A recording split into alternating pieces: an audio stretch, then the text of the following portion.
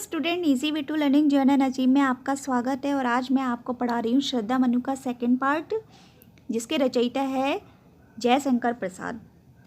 Student, class को start करने से पहले मैं एक इम्पॉर्टेंट इन्फॉर्मेशन देना चाहती हूँ क्लास 9, 10, 11 के स्टूडेंट को।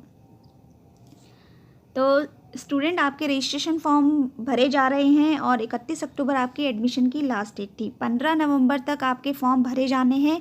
तो अभी भी जिन बच्चों का एडमिशन नहीं हो पाया है क्लास 9 और 11 में, तो वो मुझसे कांटेक्ट कर सकते हैं। मैंने अपना नंबर डिस्क्रिप्शन में दे दिया है। और साथ ही साथ जिन स्टूडेंट के रजिस्ट्रेशन फॉर्म भरे जा चुके हैं, तो वो अपने कॉलेज से कांटेक्ट कर ले। 20 नवंबर करेक्शन की डेट है। अगर कोई भी मिस्टेक आपके रजिस्ट्रेशन फॉर्म में होती है तो वो बदली नहीं जाएगी। स्टूडेंट, आप ध्यान से अपने फॉर्म भरिए और जाकर चेकलिस्ट चेक करिए, ताकि आप सारे जितनी भी हैं फादर्स नेम, मदर्स नेम और डेट ऑफ बर्थ जो कि मेन है, इसको अच्छे से देख लीजिए।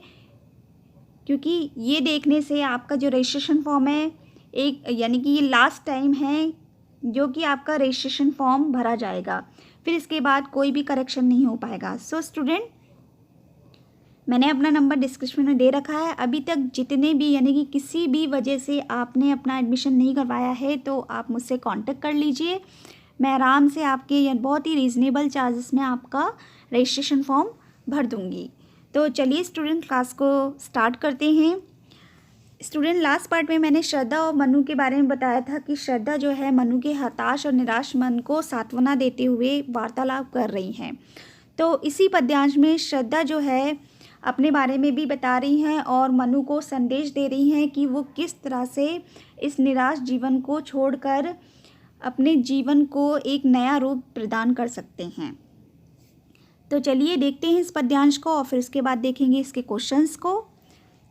जल्दी के फूटे कितने उत्स, दीप कच्छप डूबे उतराए, किंतु वह खड़ी रही दृढ़ मूर्ति, अभ्युदय का कर रही उपाय। पहले तो स्टूडेंट इनके आप ना अर्थ समझ लीजिए। जल्दी का मतलब होता है समुद्र, उस का मतलब होता है स्रोत, और दीप और कच्छप का मतलब होता है जो कि समुद्र के अंदर कच्छप बहुत से जानवर थे वो, और द्वीप वो है जो कि समुद्र के आसपास जो द्वीप बने होते हैं वो। उसके बाद अभ्युदय का मतलब होता है उत्थान या उन्नति। स्टूडेंट, इन लाइनों का अर्थ ये है कि जब जल्दी यानी कि समुद्र के फूटने पर, यानी कि जब सृष्टि में प्रलय आया था, तो सारी सृष्टि समुद्र में डूब रही थी। तो जो समुद्र के जो स्रोत होते हैं वो सारे दीप और कच्छप सारे के सारे समुद्र में डूब गए थे, किंतु वह खड़ी रही दृढ़ मूर्ति। लेकिन जो श्रद्धा थी, यानी कि जो कि हमारी सृष्टि है, वो दृढ़तापूर्वक खड़ी रही और उन्नति का उपाय कर रही थी। इसके बाद शक्ति के विद्युत कण जो व्यस्त विकल बिखरे हैं, निरु उपाय। यहाँ पर श्रद्धा जो है मनु को ये कह रही हैं, जो शक्ति के जो कि संसार की रचना जो हुई है वो शक्तिशाली विद्युत कणों से हुई है, और विद्युत कण यहाँ पर मनुष्य हैं।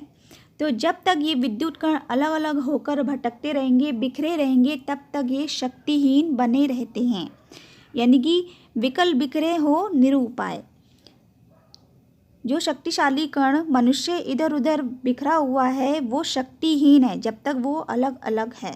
उसके बाद है समन्वय उसका करे समस्त, विजयनी मानवता हो जाए। श्रद्धा मनु से कहती हैं कि हमें इन शक्तिहीन कणों को एक साथ करना होगा ताकि हम मानवता की विजय को प्राप्त कर सके। तो इस तरह से स्टूडेंट, श्रद्धा ने मनु को समझाते हुए ये कहा है कि जब तक मानव अपनी शक्ति को संचित नहीं करता है, उसमें बिखरता ही रहेगा और तब तक वह शक्तिहीन ही बना रहेगा। लेकिन यदि वह इस शक्ति को संचित कर ले, यानी कि इकट्ठा कर ले, तो उसमें एक अपार शक्ति उत्पन्न हो जाएगी और साथ ही साथ मानवता को पूर्ण रूप से विकास प्रदान मिल जाएगा। वह संपूर्ण विश्व को, यानी कि जो मानव है, जब इकट्ठा हो जाएगा तो वह संपूर्ण विश्व को जीत सकता है। तो इस तरह से श्रद्धा ने मनु को समझाते हुए विजय का उपाय बताया है। तो चलिए स्टूडेंट, पद्यांश के क्वेश्चंस को और देख लेते हैं। उपयुक्त पद्यांश के कवि और कविता का नाम। तो कवि का नाम है जयशंकर प्रसाद और कविता का नाम है श्रद्धा मनु। रेखांकित अंश की व्याख्या कीजिए। सो स्टूडेंट, रेखांकित अंश ये है, समन्वय उसका करे समस्त विजयनी मानवता हो जाए। तो श्रद्धा यहाँ पर मनु से कह रही थी कि जो मानव जाति अलग अलग है तो हमें उसका समन्वय करना है ताकि हम संपूर्ण विश्व को जीत सके। नेक्स्ट क्वेश्चन है, श्रद्धा ने मनु को किस प्रकार मानवता का साम्राज्य स्थापित करने के लिए कहा। उन्होंने कहा कि शक्तिशाली जो विद्युत कण है, जो मानवता इधर उधर बिखरी हुई है, उसका हमें समन्वय करना चाहिए ताकि हम साम्राज्य यानी कि विजय रूपी साम्राज्य का स्थापना कर सके। नेक्स्ट क्वेश्चन है, संपूर्ण सृष्टि की रचना किनसे हुई है। तो संपूर्ण सृष्टि की रचना शक्तिशाली विद्युत कणों से हुई है। और विद्युत कण कौन है? मानव। श्रद्धा ने मनु को कौन सी बात बताई थी? श्रद्धा ने मनु को ये बोली थी कि जब तक हम सारे शक्तिशाली कणों को इकट्ठा नहीं करेंगे तब तक हम विजय प्राप्त नहीं कर सकते हैं। तो विजय का उपाय यही है कि हम शक्तिशाली कणों को इकट्ठा करें और उनको एक साथ करके संपूर्ण विश्व को जीत लें। सो स्टूडेंट, ये था आपका पद्यांश। उसके बाद मैं नेक्स्ट पद्यांश और समझा रही हूँ आपको। तो चलिए देखते हैं पद्यांश को।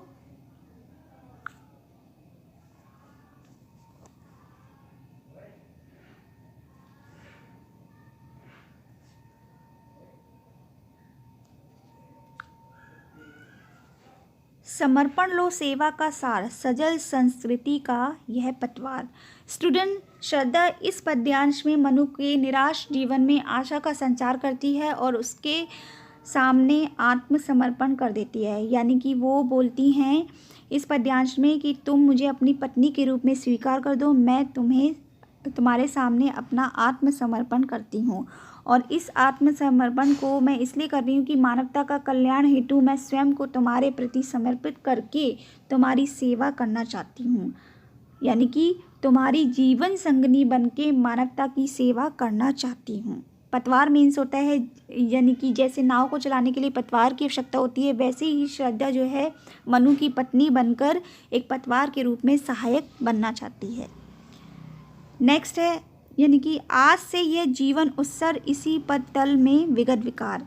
तो वो ये बोल रही हैं कि इसी पद में विगत विकार का मतलब है जितने भी विगत विकार यानी कि बीते हुए जो बुराइयां थी उन सबको भूलकर मनु तुम मेरा साथ दो, इसी से ही जीवन का एक नया अध्याय शुरू हो पाएगा। बनो संस्कृति के मूल रहस्य तुम्ही से फैलेगी वह बेल। तो वो ये बोल रही है कि तुम जो है निर्जन जीव के एक मूल रहस्य यानी कि आधार बनो मुझे अपनाकर, क्योंकि तुम्ही से ही इस संसार की बेल फैलेगी। उसके बाद बोल रही हैं विश्व भर सौरभ से भर जाए सुमन के खेलो सुंदर खेल। तो वो बोल रही हैं कि विश्व जो है, पूरी सृष्टि जो है वो सौरभ यानी कि आनंद से भर जाएगी यदि तुम सुगंधित फूलों के समान सुंदर खेल खेलोगे। यानी कि मेरे साथ जो सृष्टि के जो सारे उतार चढ़ाव होते हैं तुम उसे अच्छे और बुरे दोनों खेलों को खेलो ताकि विश्व जो है आनंद से भर जाए। तो स्टूडेंट, इस तरह से श्रद्धा जो है मनु के हताश मन को सांत्वना देते हुए उन्हें आगे बढ़ने के लिए प्रेरणा दे रही हैं और कर्म करने के लिए संदेश दे रही हैं। तो चलिए स्टूडेंट, इनके क्वेश्चंस को और देख लेते हैं।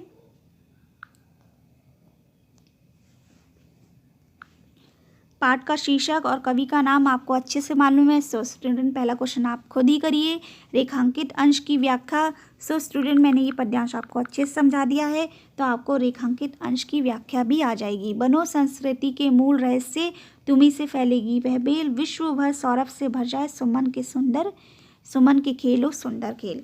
तो यहाँ पर श्रद्धा ने मनु को ये बोला है कि जो निर्जन जीवन का जो मूल रहस्य है उसमें तुम मेरा आधार बनो, तुम्ही से ही ये जो संसार जीवन रूपी बेल है वो फैलेगी और विश्व जो है आनंद से भर जाएगा अगर हम जीवन और मृत्यु के सारे चक्र को अच्छे से खेलते हैं, यानी कि अच्छे से इस कर्म को निभाते हैं। तो नेक्स्ट क्वेश्चन है स्टूडेंट, श्रद्धा और मनु को क्या संदेश दे रही हैं। तो श्रद्धा जो है मनु को कर्म करने के लिए संदेश दे रही हैं ताकि तुम अच्छे से इस जीवन को जी सको। नेक्स्ट क्वेश्चन है सुमन के खेलो सुंदर खेल का भाव क्या है। तो यहाँ पर ये भाव है कि जीवन के जितने भी उतार चढ़ाव होते हैं उसको हमें एक साथ मिलकर आनंद से खेलना है, यानी कि निभाना है, ताकि हम इस जीवन रूपी संसार की बेल को आगे बढ़ा सके। तो ये है इसका भाव। नेक्स्ट क्वेश्चन है, सृष्टि का क्रम चलाने के लिए वह क्या कहती हैं। सृष्टि का क्रम चलाने के लिए वो कह रही हैं कि तुम मुझे अपनी पत्नी के रूप में स्वीकार करो, ताकि हम दोनों मिलकर इस सृष्टि के क्रम को अच्छे से चला सके। सो स्टूडेंट, ये था आपका श्रद्धा और मनु के 2 पद्यांश, जो कि मैंने आपको अच्छे से समझा दिए। इसके क्वेश्चन भी मैंने आपको सॉल्व कर दिए हैं। सो स्टूडेंट, मैं बहुत जल्दी आऊँगी नेक्स्ट वीडियो लेकर। तब तक के लिए आप अपना ख्याल रखिए, खुश रहिए, सुरक्षित रहिए। Thank you.